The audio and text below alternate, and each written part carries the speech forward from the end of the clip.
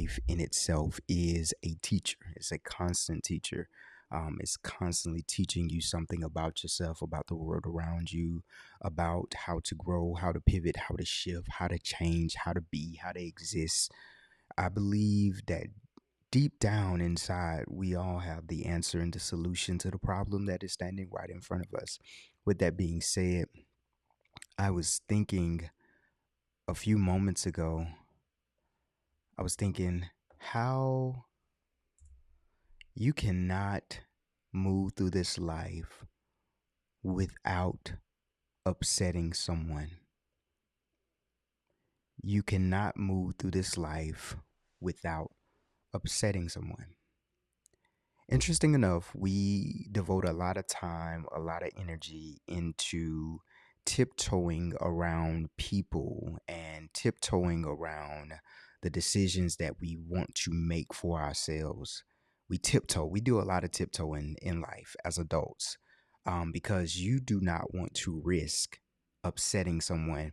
You tiptoe because you don't want to offend anyone, and all of these are reasonable things. And if you grew up in a Christian environment or over religious environment, you definitely are a person who really leans into being a nice person. And so at the thought or idea of offending somebody, it just kind of does something to your nervous system. Like, oh no, I can't offend nobody. I can't make anybody mad. I can't have anybody upset with me. I can't. And so this serves as a disadvantage for you because you never fulfill purpose in life. You never truly go after the things that you want to go after because you're trying to be the version of yourself that accommodates everybody's wishes. And I just had this epiphany this morning that I cannot pursue at full speed the goals, the outcomes I truly desire without risking someone being upset with me, without risking someone misunderstanding me.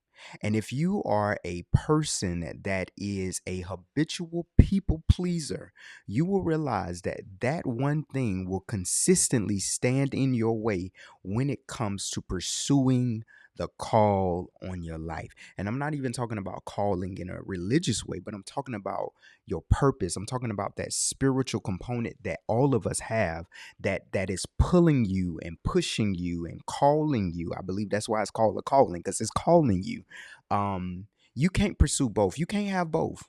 You literally have to choose to say, I'm okay with offending somebody in pursuit of this. Now, it's not to say I'm just going to go out and just be radical and be crazy, but a lot of us are just very timid because we don't want to offend nobody. We don't want to make nobody upset. We don't want nobody to misunderstand. Everybody wants to be understood, and we want everybody to understand us. We don't want nobody to have a wrong impression of us. And I'm not telling you that those are bad things. I'm telling you those are things that are expensive and they're costing you something. Now, if you're okay with what it's costing you, then go ahead. Be concerned with what everybody think about you. Be concerned about the conversations people are going to have about you. But no one who has ever done anything great in this world has escaped the scrutiny or the what can I say? Like no one has escaped that. No one has been able to walk away from this life doing something great and not being talked about. There's going to be a group of people that get it, that rock with it, that support it, that uplift it. Up when I'm saying it, I'm talking about whatever you're pursuing or doing. And there's going to be a group of people that don't get it, don't like you because you're cute, don't like you because you're big, don't like you because you're skinny, don't like you because of the sky is blue. And you have to make good with that. I'm learning that in real time, that my pursuit of being understood is standing in the way of my pursuit for my goals. And I don't like that. I don't like that for me, and I don't like it for you. I don't like that for me. It's because it starts to frustrate you. You start to get to a place of saying, why am I so stagnant? Why am I not moving? Because you know the way we started talking about in the beginning, you know the way to go. Soul knows the way. Soul is connected to God. Soul is connected to source. Soul is an internal GPS. It knows the way there. What happens is you, the version of you right now, is standing in the road and blocking transit. You're something in you, is it fear? Is it shame? Is it you don't believe you're good enough? Whatever it is, all of us have something, right? And I believe the objective is to identify the block and overcome it. We had a saying in the military, and it was saying, what was it? Adapt and overcome. Because they told us this in boot camp: adapt and overcome. I can see my RDC now. She was a short Filipino woman, and she was just so small, so sweet outside of that setting. But she used to say, adapt and overcome, adapt and overcome, adapt and overcome. But that has stuck with me clearly because that was over 10 years ago. Adapt and overcome, meaning that you're going to be in environments that are uncomfortable. While you're pursuing greatness, while you're pursuing the call, while you're pursuing the mission, you're going to have to realize you're going to have to adapt and overcome. You're going to have to be able to identify the blocks and overcome. You're going to have to be able to sit with yourself long enough to have a real conversation. That's something that I have been doing as well. I've been having real conversations with myself of saying, what's the fear? Because fear will dress itself up in all kind of outfits. Fear is the ultimate drag queen because fear will have on makeup, it will have on a dress, it will have on a wig, and it will be disguising itself as something else. But the truth, when you wipe off the makeup, when you take away the hair, when you take away the girdle, whatever you do, and then you see what it is, it's fear. It may be fear of being misunderstood. It may be the fear of embarrassment. What if I pursue this and it doesn't work? What if I give this next thing my all and it falls apart? So some of us are even afraid of that. You're afraid of the idea of failure. And I'm not telling you those are not real fears because they are so real. But I'm telling you, like my RDC used to say in boot camp, adapt and overcome. The way that you begin to defeat fear is by confrontation. It is not by running. It is not by fleeing. It is not by hiding. I taught a class a few weeks ago, and I said, when you are a kid and there is a boogeyman in your room, the way to defeat the boogeyman is for you to turn the lights on. The way for you to defeat the boogeyman is to look under the bed. Confrontation. You must confront the thing that's standing in front of you. Oh man, you must confront it. You must stand and look at it and begin to see what it really is. It's just fear of some sort. And it's okay, we all experience it, but a lot of us don't overcome it. And you have to be the individual that decides, I'm not just going to know the fear, see the fear, feel the fear, but I am going to be the one that will overcome it. And there's a switch that has to go off in your brain. And that switch is going to be, I don't care. IDC. Adapt that. Adopt that in your vocabulary. I don't care. I don't care. I'm going. It's like you. I know I'm using a lot of military references, but it was a very impactful time in my life. When we were on the ship, and we would be doing trainings on an aircraft carrier. There would be a training of brace for shock. And bracing for shock is meaning that either the ship is about to turn really hard, maybe we're going to hit something a little bit. It's something is going to shift the ship. And we would have to tie everything down, the computers, the office. We have to do all of that. And so they would say, brace for shock, meaning that you need to prepare for the impact of something. And so when you start to pursue whatever it is that you are pursuing, I want you to also embrace brace for shock, meaning that you are preparing that somebody's going to misunderstand me. You are preparing that somebody is not going to like me. You are preparing that this is going to be difficult initially. And when you start to emotionally brace for shock, when that shows up, you're not caught off guard. See, when they sound the alarm on the ship and they said brace for shock, if we were to then a few minutes later hit something or something change, we were ready for it. So it didn't catch us off guard to the point where what's going on? And so when you start to move in pursuing your goals, your visions, the things that you you deeply feel within yourself, and you start to encounter those moments of feeling as if somebody doesn't like me or somebody's going to misunderstand, when you start to encounter that, you don't let that sway you because you understand I'm not going to be able to do something great and be liked by all. And if you are a people pleaser, that thing will mess you up because you want to please everybody.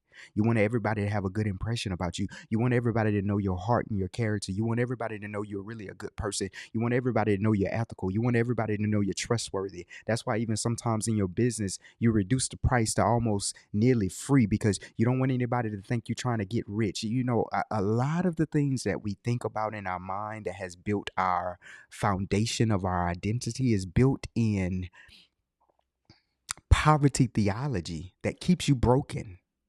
It keeps you broke. It keeps you submitted to a system instead of rebelling against the system. Because that same thing that has created this version of you tells you to always turn the other cheek instead of confront. Sometimes you got to confront. Where that part at? After you turn both cheeks, baby, you ain't got no more. It's time to confront. It's time to talk. It's time to push back. And we're not taught that. All right. We're taught to flee. We're taught to try to, you got to run behind every rumor. You got to run behind every misunderstanding. You got to run behind. But I believe this, when you start to step into your power, when you start to step into your power, the people that are for you will rise. They will support you. They will be with you. They will be your shield. Because once again, you can't do nothing great without risking being talked about. We can't, we want both. We want to be able to do great things and everybody understand us. We want to be able to do great things and everybody like us. We want to be able to do great things and everybody, gets the vision. Nah, bruh. Nope.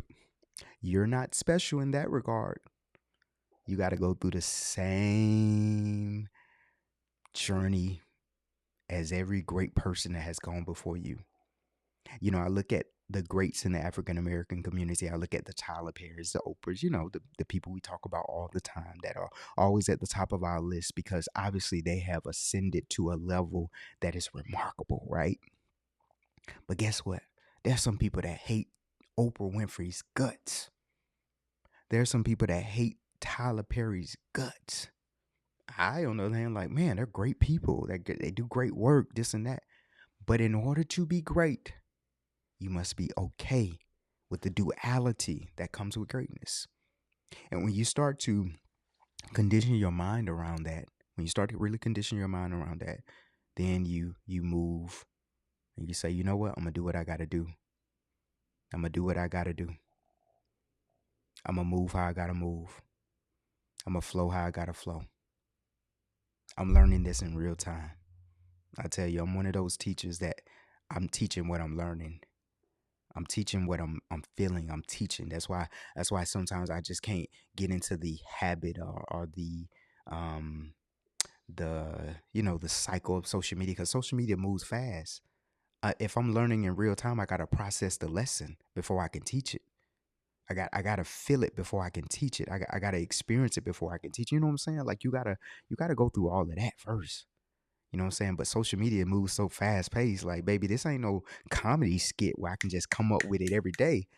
When you teach from your heart and your soul, when you teach from lived experiences, then I got to process what I'm living and I got to be able to let it sit long enough to be able to even articulate it to you.